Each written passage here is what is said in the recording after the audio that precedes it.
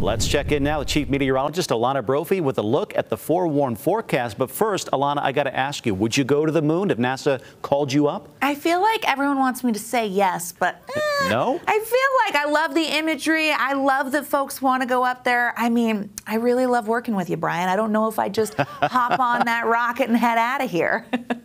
All in all, of course, who doesn't want to go to space and see it? As we take that live view from the Cedar City Airport, we're looking west, upper 80s out there, unsettled conditions in the cloud cover. Really good idea that moisture is present, and we knew that it was there over the weekend. Strong thunderstorm hit Washington County. Clayton caught this one. Look at all that rain coming down. I believe this is Santa Clara.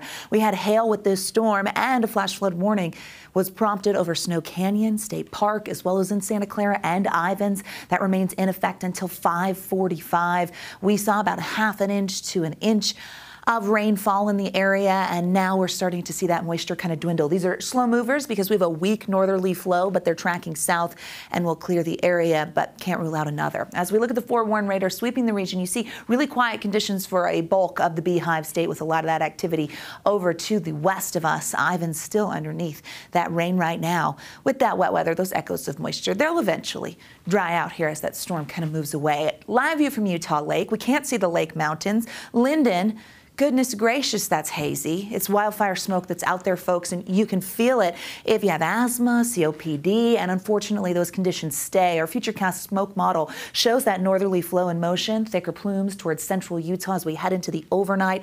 But with that smoke, we see visibility impacted and elevated particulate matter. Unhealthy air for sensitive groups expected in Salt Lake and Utah counties for tomorrow. Moderate air for the rest of northern Utah, so it's elevated PMs as well as ozone. So two pollutants that really contribute to this air quality.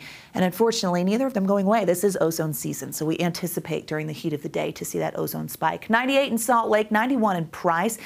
Close to 100 in Milford, 89 in Cedar City, back up to 101 in St. George. They hit 97 with that rain overhead, and they're climbing yet again. Doesn't take long. Don't like the weather? Wait 5 minutes. It'll change, especially during monsoon season. 90s turning into 80s with mostly clear skies and hazy conditions by ABC4 News at 10. We'll see those fairly mild overnights dropping into the 70s. I want to show you the big picture here because you've heard me talk in the last few weeks about this monster area of high pressure. It's got a clockwise flow, and over the weekend it retrograded west. Guess what? It's coming back. It wants to head over the Beehive State yet again, and it will nudge east as we head into our Tuesday, eventually centering up over Arizona, Nevada, and the Beehive State for Pioneer Day. That's going to bring really high heat. It does start to slide south. We open the door for a little bit more cloud cover and a push of moisture for the close of the work week. But the big picture shows that high, which has been in control of our weather story.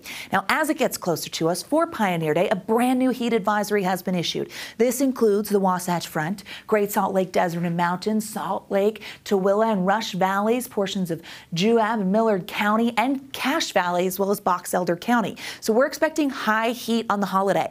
A lot of us are going to be out, so we're forewarning you now.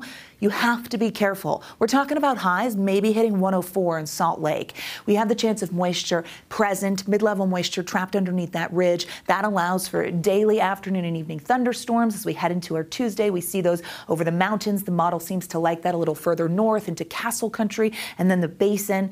South central Utah on the southwestern corner of the state see that as well. This also includes into Pioneer Day, where we're going to keep our eyes to the skies because storms could develop. Flash flood potential, it's there. It's possible for tomorrow. Bryce, Grand Staircase, the Swell, Zion, got to know before you go. Heating things up, back to the triple digits. We've seen 12 triple-digit days in Salt Lake already this year.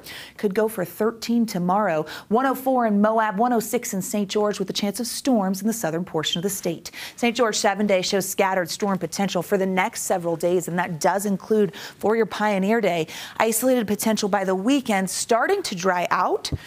Well, that's going to feel different, and temperatures ease just a little bit. Pioneer Day forecast with those highs. Ugh, woof. That's all I can say to that. As you look at the Wasatch Front, you see those numbers easing with the storm threat coming back Thursday and Friday. Hey, kudos to the pioneers who did not have air conditioning or deodorant. Okay? But truth, I also feel like they would have responded with a woof. I mean, that looks rough. That sounds like the sports department you just described. What's this? No air conditioning and not brutal much back there. deodorant either. Very true. Avoid the sports office. Stay away.